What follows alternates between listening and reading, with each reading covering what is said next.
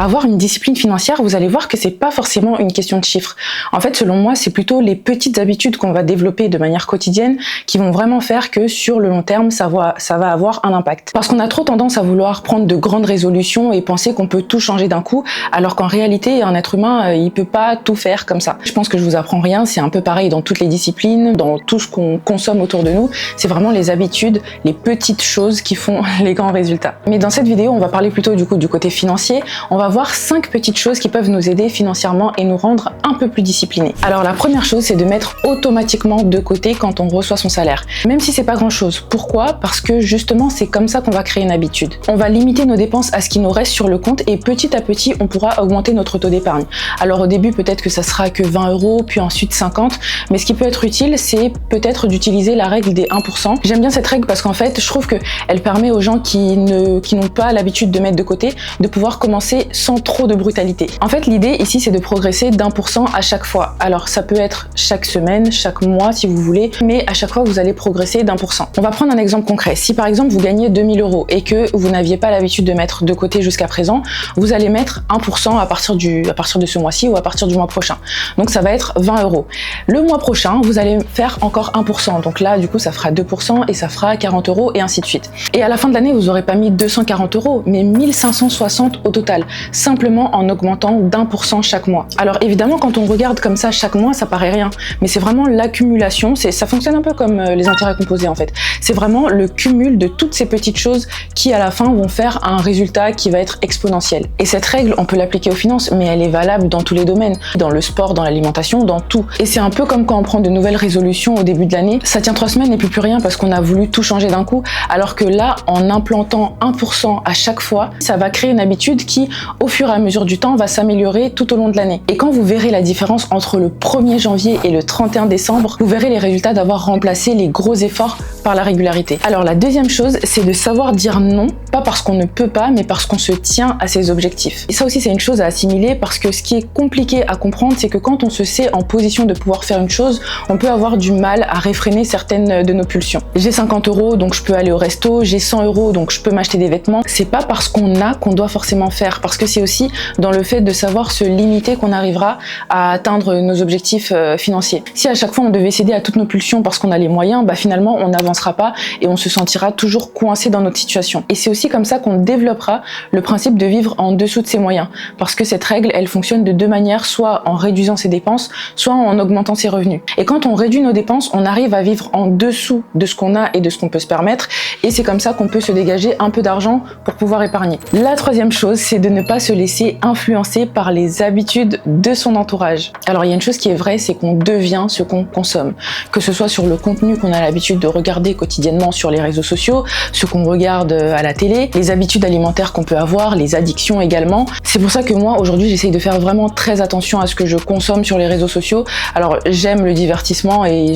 voilà, faut pas non plus exagérer, mais c'est vrai que surtout depuis que j'ai commencé ma chaîne YouTube, je consomme encore plus de contenu autour des finances. Je le faisais déjà avant parce que c'est vraiment un sujet qui m'intéresse, mais d'autant plus maintenant, non seulement parce que j'essaye d'être le plus clair possible et d'avoir le maximum d'informations à délivrer et d'informations pertinentes, mais aussi parce que je trouve que plus j'en consomme et plus je finis par adopter certains comportements, que je finis aussi par assimiler certains réflexes, à peut-être déconstruire aussi certaines idées que j'ai pu avoir. Et donc c'est très important pour moi de consommer un contenu qui me ressemble et qui m'aide à incarner ce à quoi j'aspire et ce que je veux pour plus tard. Enfin bref, donc ça c'est un point fondamental pour moi parce qu'on dit aussi qu'on est la somme des 5 personnes qu'on côtoie et c'est totalement vrai aussi financièrement. Si on est entouré de personnes qui ne savent pas gérer leur argent ou qui dépensent de manière totalement irresponsables, j'ai envie de dire, sans trop se soucier du lendemain, ou qui ont intégré certaines croyances, certaines réflexions, comme le fait de se dire bon, on n'a qu'une vie, ou je travaille trop dur, je galère, donc j'ai envie de me faire plaisir avec mon argent. Quand on normalise ces discours, on intègre ces façons de penser et finalement elles s'implantent de manière quotidienne dans notre vie, dans notre manière de consommer, dans notre manière de dépenser notre argent. Et donc il y a 2 cas de figure qui peuvent se présenter, soit on est entouré justement de ces personnes-là et on va plutôt culpabiliser parce qu'on veut gérer notre argent, mais quand on les voit dépenser autant, autant, peut-être qu'on peut aussi avoir envie de dépenser parce qu'on va se dire bon, sinon on va me prendre un peu pour le radin du coin, donc flemme.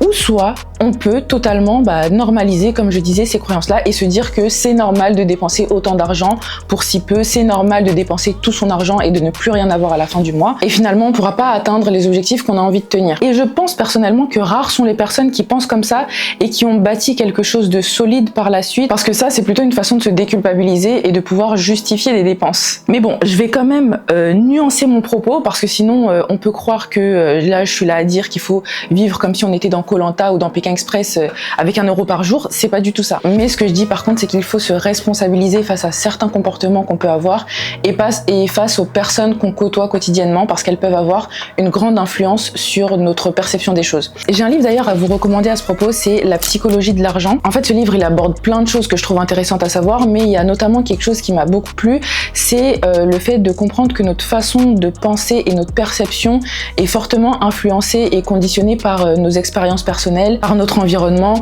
et parfois on peut avoir deux personnes qui ont les mêmes capacités intellectuelles, qui ont fait les mêmes études, mais qui pour autant vont prendre des décisions financières totalement différentes, juste par rapport à ce qu'elles ont vécu ou par rapport à l'environnement qu'elles côtoient. C'est juste qu'on n'a pas forcément grandi avec les mêmes repères, mais pour vous dire, moi personnellement, je n'ai eu aucune éducation financière. J'ai tout appris en étant confrontée à certaines situations et parfois j'ai pu mal agir, mais c'est justement en allant chercher les informations que j'ai pu déconstruire certaines croyances que j'avais et que j'ai appris à faire beaucoup mieux. La quatrième chose, c'est de ne pas céder à toutes les tendances, parce que tout simplement, il y en aura toujours. On est aujourd'hui à l'ère des réseaux sociaux, il y a des tendances toutes les semaines, il y a des nouveautés toutes les semaines, mais si on n'arrive pas à avoir une discipline et à comprendre que ce qui joue le plus, ce sont nos émotions, on aura du mal à gérer notre argent, parce que cette gestion est liée à nos émotions. Moi, quand j'étais plus petite et que j'avais pas forcément d'argent, des fois je demandais à mon père de me donner un peu d'argent pour aller m'acheter des vêtements, parce qu'il y avait une nouveauté, parce qu'il y avait un vêtement que j'aimais bien, etc. Bon, je suis congolaise, j'aime les vêtements, ceci explique peut-être cela, mais en tout cas, c'est un fait. Enfin bref, toujours est-il que sans cesse, il me répétait « Oh, il y en aura toujours, il y aura toujours des nouveaux trucs que t'aimeras, etc. » Et moi, je me disais « Non mais attends, je pense qu'il a pas bien compris là. Moi, c'est ce vêtement-là que je veux, c'est pas un autre. » Mais effectivement, à ce moment-là, c'était celui-là que je voulais, sauf que la semaine d'après, j'en voulais encore un autre, etc. Et finalement, c'est un cercle vicieux. Encore une fois, je vais nuancer mon propos, parce que évidemment, je me fais plaisir, mais là où avant, ça représentait une priorité pour moi et ça représentait peut-être 70% de ce que je gagnais, aujourd'hui, on n'est peut-être plus qu'à 10% et franchement, c'est amplement suffisant. Pourtant, j'aime m'habiller, hein, j'aime être propre au quotidien, j'aime prendre soin de moi, j'aime acheter des vêtements, ça c'est vrai, mais ça ne représente plus tout un truc où avant ça prenait tout mon salaire, quoi. Et j'ai appris finalement à me détacher de ces achats d'impulsion, parce que j'ai compris qu'en fait il y en aurait toujours. C'est dur aujourd'hui et je pensais jamais pouvoir arriver à dire ça un jour, hein. Mais vraiment j'ai compris que je peux aimer quelque chose, mais demain, il y aura encore quelque chose que je vais aimer et on peut passer à autre chose. La cinquième chose, et pas des moindres, c'est d'apprendre à regarder son compte en banque. Ça, je sais que ça peut stresser énormément de personnes, parce qu'évidemment, on sait très bien qu'à partir du 5, du 10, ça sert à rien d'aller chercher sur son compte. Il n'y a rien de bon qu'on va en tirer à part du stress. Mais en fait, c'est vraiment en regardant de manière assez quotidienne qu'on pourra essayer de réajuster un peu les choses. Si on a dépensé, par exemple, beaucoup les 2 premières semaines, on va essayer de rééquilibrer et de dépenser un peu moins les 2 dernières semaines, parce que on doit quand même tenir le mois complet. Et donc, pour éviter de se retrouver à chaque fois à découvert ou sans argent, et ben il faut avoir cette habitude de regarder chaque semaine son compte. Et au final, ça deviendra tellement quelque chose d'habituel que ça ne sera plus une source de stress et que vous serez beaucoup plus serein, parce que vous savez que bon, là j'ai dépensé 200, 300 euros, je vais peut-être essayer de me calmer la semaine d'après, je vais peut-être essayer de rééquilibrer un peu. Ça va devenir automatique. Et moi-même, c'est vrai que j'ai toujours eu cette habitude de le faire assez régulièrement, peut-être même plus qu'une fois par semaine, parce que pour moi, c'est important de savoir où j'en suis. J'aime pas naviguer comme ça, là, sans savoir où je vais. J'ai besoin vraiment d'avoir un cadre. Et puis bon, la vérité, c'est que je fonctionne avec des coffres, donc c'est un peu comme le système des enveloppes. Et je sais que quand j'ai plus d'argent dans une enveloppe, et ben, je ne dépense plus. Et donc, ça me permet quand même de garder de bons réflexes. Voilà, c'est la fin de la vidéo. J'espère en tout cas qu'elle vous aura plu, qu'elle vous aura intéressé et que vous pourrez en tirer quelque chose parce que c'est le but. Je sais que je le demande pas souvent, mais si jamais vous êtes arrivé jusqu'à cette partie de la vidéo, n'hésitez pas à commenter et à liker parce que c'est comme ça que fonctionne l'algorithme, c'est comme ça que ça pourra pousser mes vidéos à être recommandées par plus de personnes, etc. Bon, je le demande pas parce que je trouve ça un peu chiant, les gens qui répètent ça à chaque début de vidéo et tout. Moi, je passe à chaque fois cette partie, je vous dis la vérité, mais bon, si vous êtes arrivé jusqu'ici, peut-être que vous entendrez ce message. N'hésitez pas à commenter et à partager aussi si jamais vous pensez que ça peut intéresser quelqu'un d'autre. Merci beaucoup, salut!